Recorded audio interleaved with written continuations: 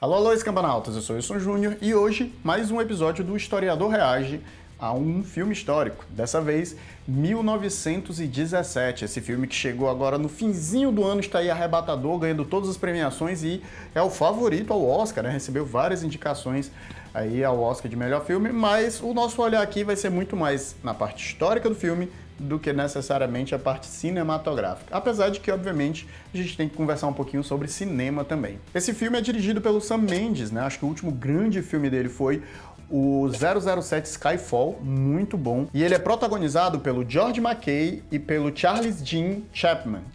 O Charles Dean Chapman que faz o Tommen em Game of Thrones, né? O príncipezinho lá que morre e se mata. Muito terrível. Mas isso não vem ao caso. A história, basicamente, desse filme é esses dois cabos, né? Lance Corporal, o cargo deles, eles são incumbidos da missão de receber uma carta para avisar um outro setor do fronte de guerra de que o recuo inimigo não é um recuo de fuga, e sim um recuo estratégico, e que se eles avançarem e atacarem, eles vão ser obliterados, né? E um grupo ali, um pilotão de mais de 1.600 homens vai morrer nesse processo. Para isso, eles escolhem ali um dos personagens que tem um irmão que é um soldado nesse outro fronte, né, para que ele possa levar essa carta. Obviamente isso vai ali deixá-lo empenhado, né, uma missão que tem que como obrigação cruzar ali a terra de No Man's Land, né, a terra sem homens, que existiu entre as duas trincheiras, acreditando que os alemães não estão mais lá do outro lado, ou seja, você pode a qualquer momento estar enganado e tomar um tiro e morrer. Mas eles têm que cruzar aí os perigos, entrar para de trás das linhas inimigas e carregar essa missão. É claramente uma missão suicida, né? Ou pelo menos uma missão de alta periculosidade. É muito difícil falar historicamente desse filme porque ele de fato não se propõe a ser histórico. A batalha em questão não é nomeada, os lugares em questão não são nomeados. Os personagens são também, de certa forma, ficcionais. O Sam Mendes usou como base para poder contar essa narrativa as memórias do avô que lutou durante a Primeira Guerra Mundial. Não só do avô, mas na verdade de diversos relatos de diversas pessoas que lutaram durante a Primeira Guerra Mundial. E eu vou falar um pouco sobre a Primeira Guerra Mundial, né, para a gente poder entender um pouco o contexto daquele filme, que narrativamente escolhe não nos explicar muitas coisas. A gente não sabe nem necessariamente quem está lutando, contra quem está lutando e por que estão lutando. E essa é uma escolha que eu considero bastante interessante. Por volta dos anos 60, né, a gente teve um movimento na historiografia, especialmente na Inglaterra, chamado de História Vista de Baixo. Ela é meio que cabeceada por um grande historiador, né, que é o E.P. Thompson, e ele escreveu um livro com esse título e outros livros, né, e outras obras dentro desse tema. E basicamente a proposta desse tipo de historiografia era justamente pegar a história daqueles que não têm as histórias contadas, né? Por mais que a escola dos análises, né, que é aquela que reformula a história como uma disciplina do conhecimento ali no início do século XX, tenha justamente como proposta, né, tirar a história dos grandes nomes, das grandes figuras e tentar, né, tecer um olhar mais crítico sobre os eventos históricos e sobre o homem através do tempo, ainda assim permaneceu uma análise dos grandes eventos, né? Talvez a forma mais fácil de olhar a história, até por uma questão documental. A gente acaba tendo mais fontes para poder analisar quando você está ali mergulhado justamente nesse tipo de evento. Estudar a história das pequenas pessoas é estudar histórias não contadas, ou pelo menos não registradas. E isso torna o fazer histórico muito mais difícil. Aqui, no século XX, né, pelo menos na Primeira Guerra Mundial, já é um pouco diferente. Por quê? Porque quando a gente vai falar sobre, por exemplo, os eventos da Primeira Guerra Mundial, a gente vai ter muitos diários, jornalistas, fotografias, a gente vai ter uma infinidade de fontes, né, produzidas pelos próprios soldados que participavam da guerra. Além, obviamente, de todo o registro documental que os estados participantes desse conflito criavam. Então, essa escolha de contar essa história dessa forma, para mim, já torna ele super interessante. E isso eu falo, de fato, da parte cinematográfica, né? Quando a gente vai ver filmes sobre guerra, filmes sobre esses grandes eventos históricos, o foco acaba sempre ficando, por mais que na figura dos soldados, muitas vezes, tem sempre aquele: eu tenho que salvar a minha pátria, eu estou lutando porque eu preciso de uma missão muito importante que vai definir o rumo da guerra, o rumo da história. Então, o grande evento, né, os grandes eventos ainda estão imbricados, mesmo quando é a figura de um pequeno homem. E esse filme escolhe não fazer isso. As histórias contadas dentro dessa narrativa, elas são muito pessoais, né? Aquele soldado que está indo ali em busca de entregar aquela carta, ele não quer necessariamente salvar aqueles 1.600 homens. Ele diz para si, ele se imbui dessa missão, mas a verdade é que ele quer salvar o seu irmão. E o colega que o acompanha, ele simplesmente vai, né? Eles nem sabiam para que era a missão e ele quer, na realidade, repensar, talvez planejar em um momento estratégico, e o irmão, obviamente, percebendo a urgência, né? Porque eles vão atacar na manhã do dia seguinte, então ele não tem tempo para isso. O irmão, justamente percebendo essa urgência, não quer parar, né? Quer seguir em frente com medo ali, temendo pela vida do irmão. E, obviamente, no decorrer da narrativa, com as viradas, eu não vou entrar necessariamente em spoilers, porque eu não quero estragar a experiência de ninguém, mas esses personagens, a gente vai percebendo o que os guia e o que os move dentro dessa jornada de entregar essa carta. E é claramente, né, um filme que se encaixa nessa proposta da história vista de baixo, né? Não existem ali grandes homens nem grandes feitos. Até se a gente for parar para pensar, esse número, né, 1.600 soldados, que dentro da narrativa parece haver grande importância, no fim das contas não era. Se você for pensar, as grandes batalhas que foram travadas durante a Primeira Guerra Mundial, morriam cerca de 100 mil, 150 mil soldados. Então você pensar que um pilotão de 1.600 homens, na realidade é uma fração disso. E esse desdém, na realidade, em relação à vida desses homens, fica evidenciado quando o general, o comandante que entrega a missão, ele entrega só para essas duas pessoas, né? Se esses dois caras não cumprirem, essas 1.600 pessoas vão morrer por nada. E, tanto faz, né? Não é uma coisa de grande importância para a guerra e para vencer a guerra. Agora, entrando de fato na parte histórica do filme, ele é um filme que se passa em 1917. Se vocês não se recordam aí dos seus ensinos médios, né, a Primeira Guerra Mundial começa, na verdade, em 1914. Ela começa ali, né, com o conflito, com a morte do príncipe Francisco Ferdinando, mas eu não vou entrar necessariamente nessa questão. O importante de entender é que a guerra se encerrou em 1918, e significa que a gente está ali no penúltimo ano da guerra. Ou, na verdade, que a gente já tem aí 3 anos dessa guerra acontecendo. E a Primeira Guerra Mundial, ela é uma guerra do início do século. Então, a gente teve vários conflitos ali antes da Primeira Guerra Mundial que, de certa forma, prepararam essa guerra para acontecer. E esses conflitos, eles dizem respeito a aprimoramento de tecnologias de guerra, de táticas de batalha, isso tudo vai moldar aquilo que vai ser a Primeira Guerra Mundial. E a Primeira Guerra Mundial ela vai ser uma guerra de trincheiras. E o que é que isso significa? No filme, você vê aquelas valas que são cavadas, onde os soldados estão ali e, obviamente, do outro lado, né, os inimigos fizeram a mesma coisa, cavavam as suas valas. E, obviamente, quando a batalha real ia acontecer, alguma ofensiva ia acontecer, o soldado tinha que subir ali aquela trincheira e correr em direção ao fronte inimigo, que estaria, né, protegido pela sua própria trincheira, atirando ali naquela multidão de pessoas que vinha ali na direção de suas balas. Então era uma guerra muito cruel, foi uma guerra muito violenta. Além disso, né, houve o uso fortíssimo de armas químicas, né? Como eram esses túneis e essas trincheiras, o que aconteceu muito foi o uso do gás mostarda e outras substâncias químicas que, quando muitas vezes não matavam a pessoa, elas faziam pior, né? Elas deixavam o soldado permanentemente debilitado. E um soldado debilitado, ele é muito pior do que um soldado morto, porque um soldado morto você enterra. O soldado debilitado, ele exige cuidados médicos. E isso, obviamente, se tornava um custo a mais de guerra. É um pensamento terrível, mas é um pensamento real. Então, muitas dessas armas, na verdade, tinham como intuito debilitar os soldados. Na verdade, a Primeira Guerra Mundial ela é tão violenta nesse sentido, né? São quebradas tantas regras da guerra e, por incrível que pareça, existiram regras na guerra, especialmente regras que foram construídas ali no fim do século XIX, justamente por conta do avanço desse equipamento tecnológico usado para matar, a letalidade das armas e equipamentos, foi necessário se estabelecer regras no ato do combate, mas na verdade as regras de engajamento em combate são muito antigas, né? Cada época tem as suas próprias regras. Não é à toa que existem os chamados crimes de guerra, que são justamente quando essas regras de guerra são desrespeitadas. Antes da gente continuar com o vídeo, eu só queria chamar você para ver aqui o nosso módulo gratuito de escrita, né? Se você tem vontade de aprender a escrever e contar histórias, se você não sabe, eu sou um escritor e eu tenho aqui o meu curso de escrita e aqui nessa playlist, que está aqui no izinho, também está aqui na descrição, você pode encontrar ali a nossa playlist gratuita, né? Que tem ali umas aulas com dicas para escritores, com exercícios. Vai lá e confere. Mas o que acontece é, em 1917, meio que os dois lados já tinham entendido que a guerra não seria vencida nas batalhas, né? As batalhas acabavam gerando muitas mortes, muitas perdas, muitos custos e, no fim das contas, não haviam grandes avanços em que lado, de fato, estava vencendo a guerra.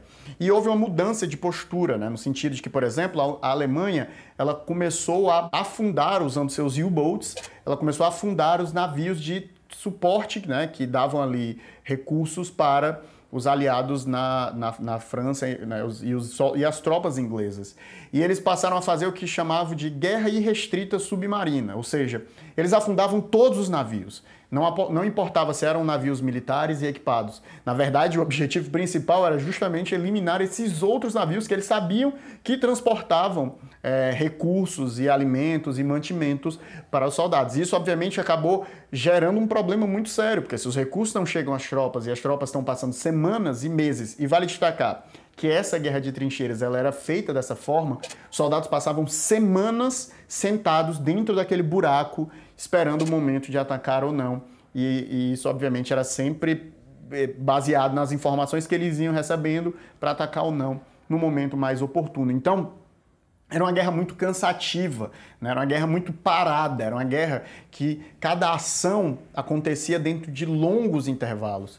Então, acabou que houve essa mudança, né? E vale destacar que 1917 é um ano também onde, por exemplo, houve uma massiva deserção de tropas francesas do exército francês, né? Então, os ingleses, que por sinal é o foco dessa narrativa, né? A gente percebe, obviamente, em um determinado momento do filme que o palco onde essa batalha está acontecendo é a França, que por sinal foi o principal palco da guerra, né? Ali a região entre a Bélgica e a Alemanha e a França eram onde os principais frontes, pelo menos esses frontes estavam sendo lutados, né? Obviamente a gente tinha frontes também na Itália, né? Império Austro-Húngaro, e obviamente existia o fronte oposto da Alemanha, né? Que é o fronte que vinha da Rússia. Só que, se vocês não lembram, também em 1917 acontece a Revolução Russa, né? Lenin e os bolcheviques tomam o poder. E obviamente houve uma deserção massiva dos soldados russos ali do fronte deles, né? Que obviamente a Alemanha tinha ali que lutar nesses dois frontes. E o que acontece é que em 1917, depois que há ali a estabilização por parte do Partido Bolchevique,